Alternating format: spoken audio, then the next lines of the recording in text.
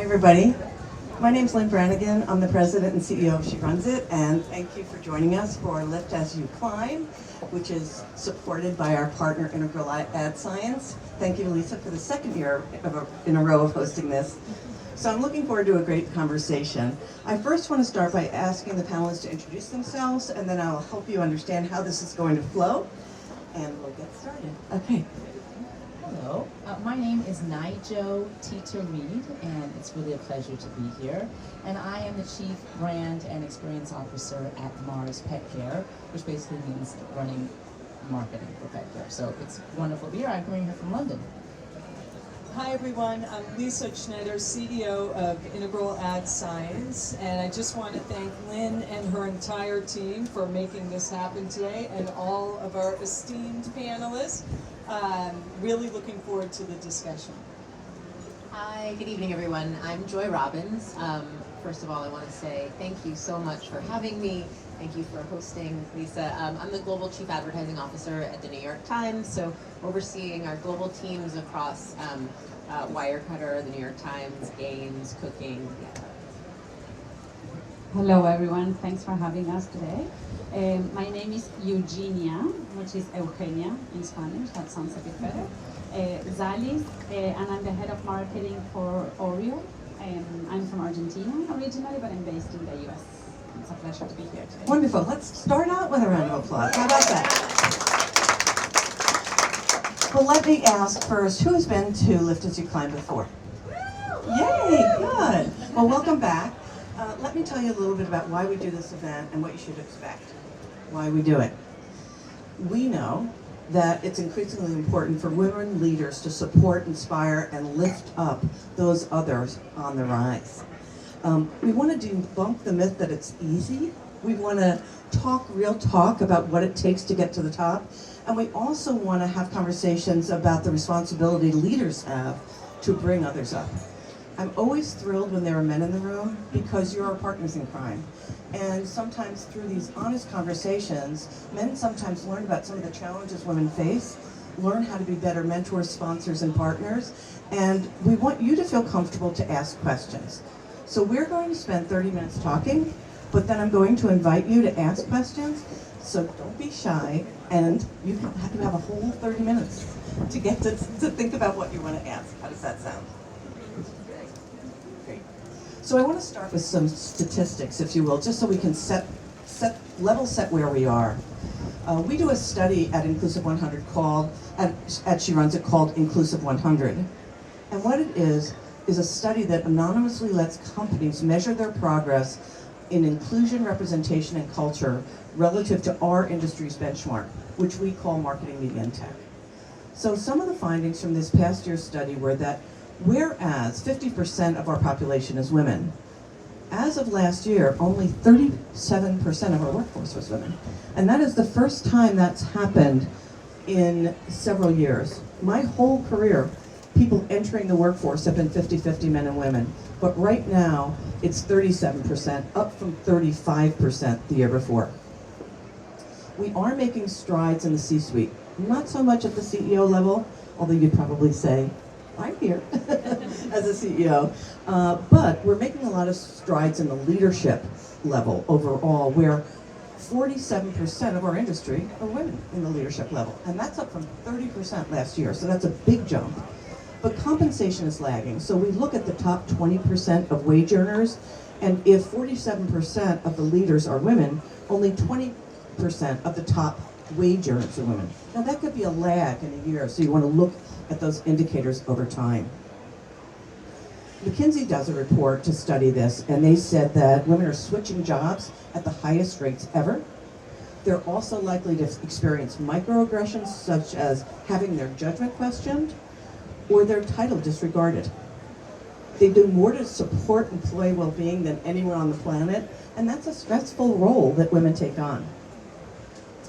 Finally, Deloitte says that the quit rate for employees is at a 20-year high. 1 in 4 women are considering leaving their jobs. And a toxic work culture is 10 times more likely to cause employee attrition than compensation. So culture matters to your employees. So Nigel, I'm going to start with I loved when we talked, you said, today's workplace is not designed for us. I know that Melinda Gates recently said we are sending our daughters into a workplace designed for our dads. I love your thoughts on hard truths. I love that phrase, hard truths, and how important it is for leaders to be real with the next generation of leaders. Talk about that. Now that's a question. Thank you so much for having it, and I hope that all of us are able to keep it real, and I appreciate you creating a space for us to do so.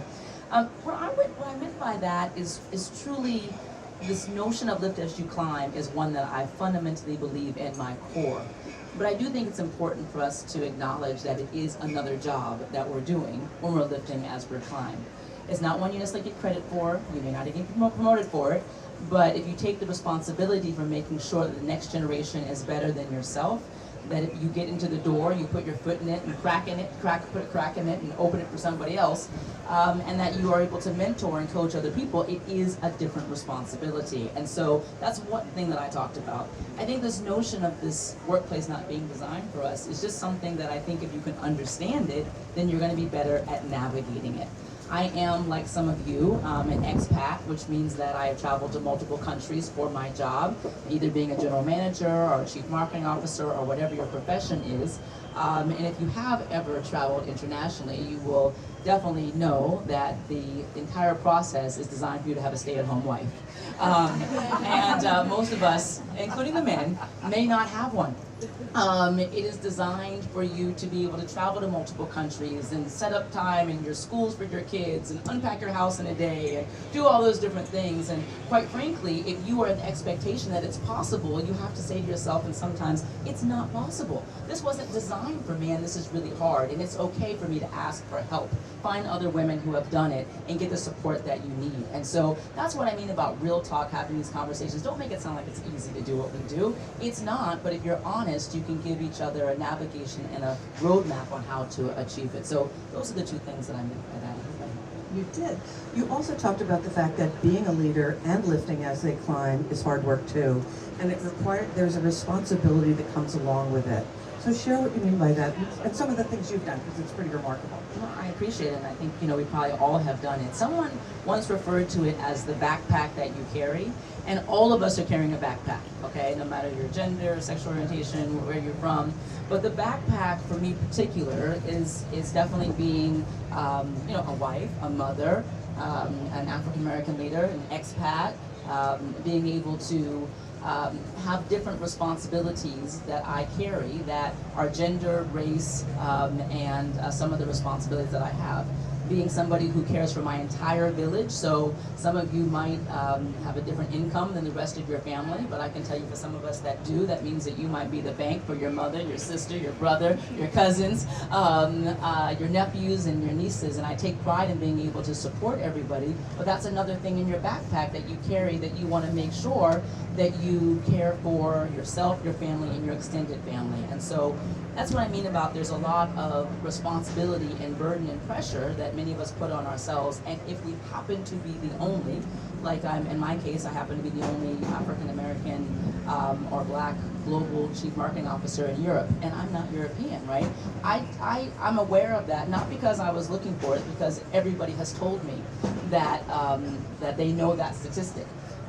It's nothing I carry with pride. It's something that I feel a great responsibility to make sure that I'm not the last. And so I do a lot of mentoring and coaching and make sure that I'm not the last, and I pass on any lessons that I can to make sure that we have a more diverse situation in the function that I'm in. So that's just a small example. I'll just brag for you. I think you have 50 mentees.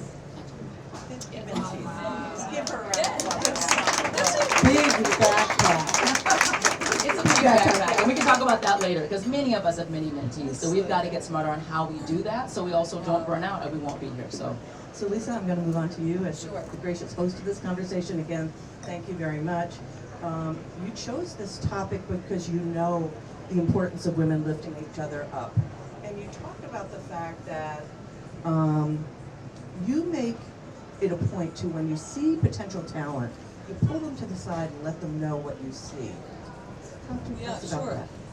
So it's something I actually published an interview in Yahoo Finance UK recently, talking about early days when I was at Microsoft. I spent 10 years working at Microsoft. I had the good fortune of working for Joanne Bradford, if any of you, I know the team knows her, any of you know of her, and she was a phenomenal both mentor for me as I rose up the ranks. I joined Microsoft at the lowest level, like the lowest level, and 10 years later exited partner and general manager, which I'm very proud of, and a lot of it thanks to Joanne, because she was both my mentor, but she was also the executive sponsor for me, and there's a big difference between the two. The executive sponsor is that executive in the room when the team, the leadership team is talking about talent, they might be calibrating, they might be stack ranking, and that leader has your back. And it's really important to have an executive sponsor. And I remember when I was rising up the ranks in sales, Joanne pulled me aside and said, you know what, our operations team, they need some work over there. They lack structure, they lack culture, we've got to upgrade the talent.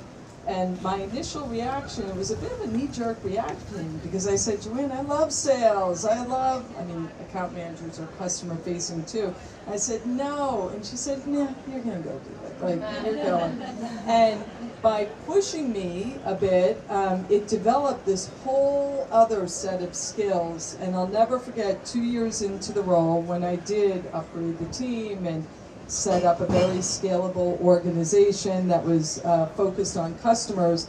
I remember we had a huge sales and service conference, and I'm on stage and I'm hosting and doing the whole thing. And at the end of the conference, she literally sat me down in a chair and she said, I have something I need to say to you. And I'm thinking, oh. And she said, you've got what it takes, Lisa, you've got it. Sky's the limit. C-level, CEO, you can do it. And after having that encouragement and endorsement, and this wasn't posted on social media, she didn't go and, I mean, it was before Twitter, but X. But the point is, we had that one-on-one, look each other in the eye, and she's like, you've got it. You've got what it takes. And that fueled me for my career. And having learned that, I'm a firm believer in pulling side talent, or doing it in meetings, but pushing, challenging, developing. Sometimes it's a little uncomfortable. I'll tell employees in advance, guess what, this will feel like working out with a trainer in that room. I'm doing it because I believe in you, I believe in the potential of you. And it's something also with my leadership team, when they talk about, oh, so-and-so is my potential successor, my immediate question is, well, have you told him or her that? 9 times out of 10, the leader will say, I haven't. Go tell them, and develop that plan together. Thank you. Joy, you shared a common theme with Lisa about how you've been lifted along the way. What's that special memory of how it came to life for you? Yeah, thank you. I love listening to that story because I can identify so much. I remember being kind of a young manager, and no one teaches you often how to be a manager. One day you're just good at your job and you get promoted to the next thing. And I gave a presentation to effectively the board, and my boss at the time came into my office afterwards and closed the door, and I was like, oh no, what did I do wrong? And he was like, that was amazing. Keep doing that and you are going to be a leader of a company. Like, and just that feeling, and you know, my background, I was an athlete growing up, and so you always felt as though, you know, you were trying to reach for the next thing, but you always felt like, you know, you may have missed it. You fell short a little bit. And so always walking around with a little bit of, you know, the complex of, you know, am I good enough for this? And to have somebody take the time and stop to just say exactly what you said, you've got what it takes. It's something that filled me up, and I took it with me for the rest of my career, and know that it's something is so important to pay forward. We interviewed 2 athletes this morning, so I'm curious what the sport was. Gymnastics. Oh, great. Well, that's wonderful. You know, you also talked about the fact, and I really like this, that as a leader who is lifting, it's really important to make future leaders aware of their shortfalls, Yeah. which I think is great, because they might have blind spots. So can you talk a little bit about what you've done to help others in this space? Yeah, and I think the balance is really important because I think as much as it's wonderful to hear, like, you've got what it takes and you're so good at this, you know, I walked around for a long time actually not having feedback on, but here's what you could do better. And I think I found this, and for a lot of the men who are joining us today, I found it actually given less by a lot of the men who I had as bosses because I think they didn't want to make me feel as though, you know, they were putting me down or discouraging me. And so what I see often is people want so quickly to make sure that talent feels recognized and appreciated, but they're slow to give feedback in the moment or even in performance reviews. And so one of the things that I really want to make sure I'm doing is saying, you know, this is amazing, and here are some of the things that to get to the next level, to be the best version of what I know that is really important to you in your career path, here are things that you want to work on, and here's how they present themselves. And really making sure that there's a constant dialogue on that, because that, to me, the first time I got feedback of, you know, here's what you need to do better, like, that made me, you know, you're thirsty for it. You don't hear it enough, and especially as we all rise in the ranks as leaders, you're given less and less feedback like that. So I think that is a gift, I feel like, you know, you give high performers. And if you can develop that kind of trust with a colleague, Exactly. and they can be that honest with you, that is such a gift. Well, Eugenia, you told me a story that was really amazing to me, because I think you're a risk taker. You told me you're passionate about advocating for women, and you talked about work-life balance, which is sort of a hard topic for women to discuss because they don't necessarily want to bring their personal lives to the office, but they have a big role outside of the office oftentimes. And you said, you know, you can have it all, but you can't have it all at once. And you try to help women set boundaries and lead by example. For instance, you talked about having kids and taking truly meaningful time off to be a mom, offer jobs, you turned them down, but you turned them down because you were confident and optimistic that when you were ready, you could jump back in. So where did that confidence come from? Were you born fearless? Thank you.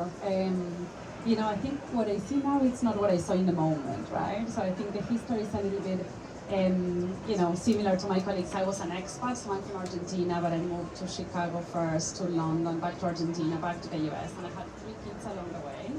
And I couldn't empathize more with the fact that when you move, you're just like, you have 2 days to unpack, find schools, acclimate your kids, you know, go to the supermarket. It was quite hard. And there were a few times where I can't do this anymore. Like, I just can't keep moving. And of course, I had a dual career with my husband, so we moved along. And I was lucky enough that I always managed to be expat as well. So we were both like on a dual career.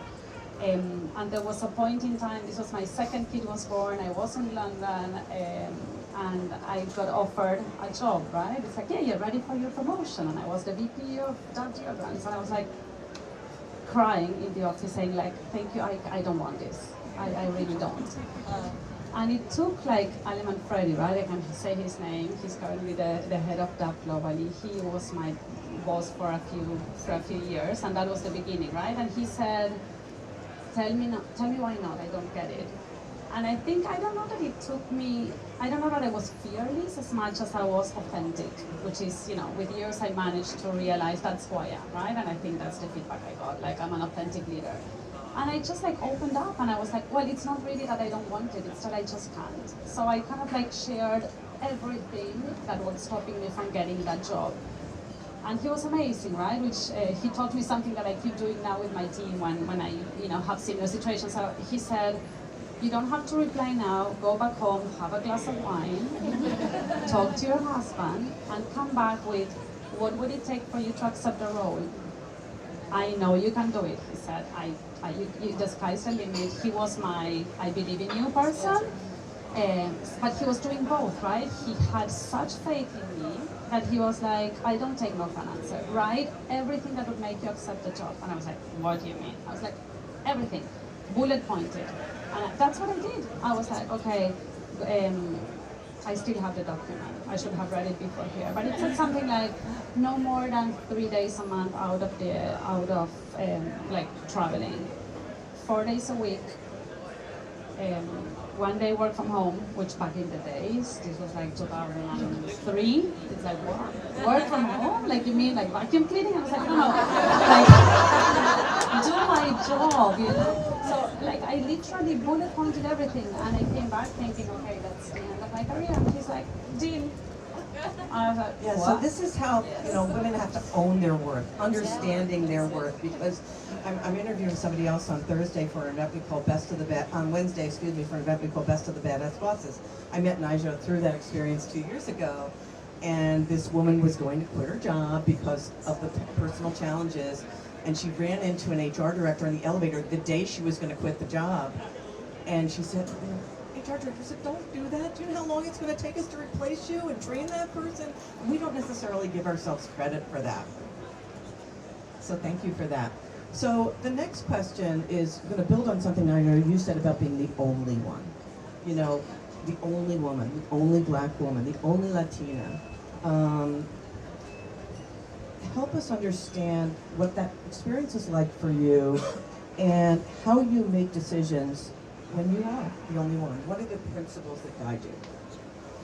I'm sure it's maybe different for everybody, so I can only speak for my lived experience, and also how I grew up, right? So I grew up saying that, to whom much is given, much is expected. If you're given the opportunity, then you have to make room for the next generation. And so that's a philosophy that I grew up with, and not everybody has that philosophy. But for me, when you are the only, whatever the only is, it can be extremely lonely because you don't have a lot of people to talk to about your shared experience, whatever that shared experience is. You also may feel, for me, I felt a great sense of responsibility that not only to do well, but if I didn't do well, that no one like me was ever going to get the opportunity. Now, these are the stories we tell ourselves, but it puts a tremendous amount of pressure on yourself. I remember a point in my career where to be the only, I felt like I had to be perfect. And you are no good when you're perfect, let me just be clear, right? For one, you're not perfect, but you're lying to yourself thinking you're perfect, and your boss knows you're not perfect. But someone's saying, gosh, you're your best when you're authentic, but you are spending so much time not making any mistakes in being perfect. Why are you doing that? And I said, because my fear is you'll never have a woman in this role, a person of color in this role, a mom in this role. If I screw it up for everybody else, I'll be the last, and you're going to go back to what you had historically, in the case that I was in, and having all Caucasian men. And they were like, that's what you're thinking about when you're like on a day-to-day basis? I said, every day, every moment. And so, one of the things I've worked to give myself is the permission to be authentic. And if you can't take me, well, then it's your loss. Does anyone else have an experience of when you felt lonely and how you navigated it? Lisa, why don't you go to you? I would say, so IAS is the first role that I'm working at headquarters in New York. So my first 20 years, 10 at Microsoft, 6 Amazon, 3-ish, 3.5 at Yahoo, always based in New York, always flying to the West Coast. So this was pre-Zoom. So pre-Zoom means good old-fashioned conference calls where I have done thousands of calls where I'm the only executive dialing in from the field and the only woman on the call, and I can't see everyone in the room. Can't read the signal. You can't read it. You're not. It was just so. What I quickly realized is how important it was to develop my voice and to be prepped. So I showed up prepped for those calls, developed a confident voice, but also made sure that, when I was interrupted, I wouldn't do it necessarily on the call, but I'd call the person right after. And I'd say, hey, I don't know if you're aware of it, you didn't give me room on that call. Oh, I did. Oh, I drove them crazy in Seattle, but didn't give me room on that call. Please give me space. And guess what? They never did again. But this developing the voice, building the confidence, making sure you speak up within the first 5 to 8 minutes of a call. I just felt like I was a role model, very similar, and it was just so important that I used my voice in the room and also that I was representing customers because I was based in the field. Joy, I want to tell you that I interviewed Meredith Kopel-Devian a couple of years ago. I've interviewed her a couple of times, but one time she told a story about how an executive came to her and said, you're small. You're physically, she's a petite woman. And he talked about the importance of using her voice, which is a deep voice. And and to voice you here now, and I bet that came from that. And she does. I mean, I think, you know, speaking on behalf of Meredith and even a shared experiences, for a long time, you're the only woman in the room. I mean, when I was at the BBC, I was the only American, the only woman, and the youngest person sitting at the table. And it is about finding your voice. It is about, understanding that there is expertise. It is why that time that I had that boss who came up to me and said, "You've got it," was like, oh, I have permission. Like I have expertise here. And I think, Meredith is a perfect example of the lift as you climb, because, when Meredith got to the Times, she was the only woman in that boardroom. And now, actually, most of her leadership team are women, and it's really changed the complexion of the company. That's wonderful. I'm going to pause for a minute. I have a couple more questions for you, but I wanted to pause to see if you are all brave enough to ask a question. Is there an extra mic, or would I need to share mine? I need to share mine. So, Natalie, if you could help me. Okay. Would you say your name and your title? Take the mic, though, wait for the mic. Everyone says I'm loud enough, you're never loud enough. Hello everyone, really wonderful to be here. I'm Saffron Inkster from the Unilever, Global Brand Lead for part of the fabric cleaning portfolio. So it'll be lovely to chat. Thank you so much for sharing all the stories that you have. I worked at Mars in the past at Pet Care as well, so it was really wonderful to hear some of your experience there. At the risk of sort of moving into perhaps a tougher conversation, it's really wonderful to hear about the examples of how you've been lifted as you have climbed. Have you got any experiences of being pulled down by somebody or a culture, experiences on your journey as you have climbed? I'd really love to hear. Yeah, absolutely. Who wants to take? You want to take that? Yeah.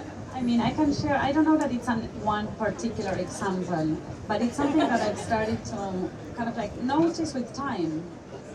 And I just ignore it and I don't care, which is when people look at me, I have a very soft voice, I'm Latino, like I don't come across as like this big title person, right? And people are just like, like don't take you seriously. And I can tell, right? And my accent, like people don't take you seriously. And then it's when you command a room and you ignore. I ignore and I keep going, and then eventually they have to notice you. But I can, I mean, at the beginning I couldn't pick up as much, but now I just laugh, Yeah, and some people are like, oh, I didn't realize it was you. I was like, what made you think that it was me? Like, what about me is not me? I don't know. Yeah, so it's just like a perception, not that it's one particular story. I couldn't agree more. I think it's calling it out. It's following up with the person after the meeting, in the meeting, depending on your level of comfort. I think once you let it happen again and again, it starts to erode your own self-confidence. And what I would say is like calling it out from the very beginning is the quickest way to get to the root. So a question in the back. Hi, my name is Jessica. I'm the VP of Marketing and Head of Sustainability for Nespresso. I wanted to revisit the question or the quick topic around mentoring that was brought up earlier. I love mentoring as I've grown in my personal leadership journey. Being further from the real work sometimes is offset by the leadership and the mentoring, but 50 sounds like I would drown and die. But I've reached a point in my career where I'm in that same place where you want to lift while you're climbing, of course, but at what scale and in what ways, and just how do you balance it? How do you think about scale and volume and you even said, I think before, like, you don't get promoted for this stuff, but it's so meaningful and valuable, but your time is so valuable and boundaries are tough when people are coming and asking for genuine help and you can give it. So I just kind of wanted to revisit that topic, if you don't mind, and talk about how each of you sort of see mentoring, where it fits in, how you create boundaries when you can't take on another one anymore, whether that's 5 or 50. Really briefly, I would just say it is important that you have 2 roles, sponsor and mentor, and that these 2 roles, you have to manage them differently. But I do find that I just had to work differently. Like I can't have a 1-hour one-to-one with all my mentees and have lunch the way I used to when I was like a account manager or a brand manager or whatnot. So now I've got to have very efficient calls, right? Maybe it could be 15 minutes, 30 minutes, a spot call. Send me, if something's urgent, you're about to negotiate your next contract, send me a WhatsApp, I'll give you a call. I mean, I'll do something on a weekend, I'll do walks with people. I've just gotten much more efficient, so it fits into my life. And then when I can, and you see there's a theme happening, which there often is a theme that you can see they can't, I'll try to do group calls as well. And you will see that, quite frankly, they all think they're unique snowflakes because that's what it feels like when you're a mentee. But they often have the same exact, so we'll talk about compensation, salary, having a jerk as a manager, you know, whatever. And they'll get a lot from that, and they actually learn from each other. So I do things differently now to manage my capacity. No, I mean, that's a brilliant idea. I'm taking notes. Especially the group call, because I think it's such a powerful way of building community as well, which is something that I think we need to do more, not just lifting individually, but building a community. So I love that idea. No, and what I was going to say, I think there's something around not just mentoring people who are close, but like people who have nothing to do with you as well, that I've started to do more. I think I've reinterpreted my role, I think it's maybe with age. Like I'm personally more interested in my leadership side of my role and helping other people. So I have to say I've kind of like allowed for more time to mentor and help other people. But it was a conscious decision, so I make more time for that. I'll just add before we let you ask that question. I'm a big proponent of group mentoring. I think it's really powerful because they're also mentoring each other. It's like peer-to-peer mentoring, and they're making new friends doing it. Another board member of mine, what she does is she takes an hour a week and does an hour of office meetings, she calls them, and takes 15 minutes. So 4 people in an hour, 15-minute office meeting, and they have an intention that they set, which is really great. We're going to take this one question, and then I have one more question for our panel. I'm Corinne, I'm a CSO at Publicis, and my question, you mentioned the critical importance of getting feedback when you're climbing the ladder. What is it when you're almost at the top? Is it more difficult to have feedback, and how you do that? In terms of receiving the feedback? Yeah, great question. So, yes, a few ways. As CEO, I finally got an executive coach. She is happy to give me feedback. I call it, she kicks my butt every Friday, 1 o'clock. So executive coach. And then also, I encourage my leadership team to give me feedback. We did an offsite last week, and right before the offsite, my CTO, in his one-on-one, he said, okay, it's my turn, can I give you some feedback? And I said, yes, you can. Bring it. And so you have to be open for it, too. You have to be open, but creating, and that's hard. That is hard to give your boss feedback, I think, but I try to create an environment where we are able to give and receive feedback, and I was thrilled that he gave me the feedback, and then I took the feedback and tried to course correct as a result. And I have found in interviewing a lot of CEOs, it's sometimes hard to get that feedback, so a lot of CEOs do invest in professional coaches, and they like to sort of step away from the office like once a quarter, twice a year, and just sort of reassess where they are and what they want to accomplish, and that's been a great tool. So great questions, everybody. I'm going to end with a question I love to ask leaders because people really want to know a mantra you live by. Now this is called a 6-word answer. I try it a lot. Sometimes it doesn't. If you want a 6-word.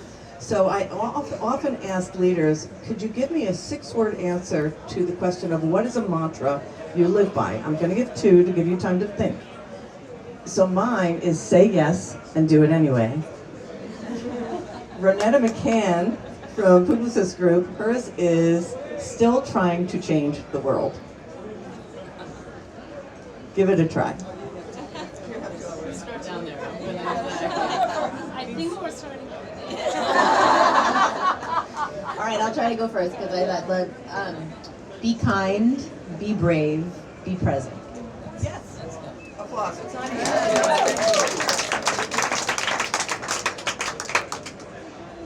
It was 9, but I'm gonna kind of like cut it. Nothing is personal, nothing is permanent.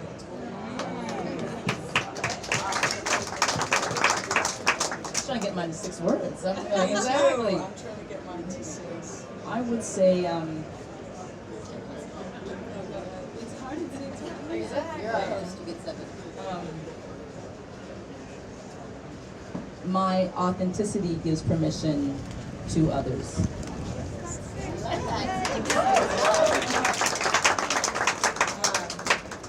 a game show. I'll just say lift as you climb. But also, I'm a big believer in, like, believe in yourself and figure it out. That's it. Okay, I've been doing this for about 2 or 3 years. This is the first panel that's gotten it almost 100% right. Yay! Well, you've been a wonderful audience. Please thank Integral Ad Science for hosting us. We really appreciate it. Thank you all amazing leaders for your generosity in giving back today. You did lift as you climb, so I really appreciate that. I hope to see you at the rest of our She Runs It events this week. SheRunsIt.org. Take a look and see what we're doing. Thank you. Okay, thank you, everyone. Thanks, everyone.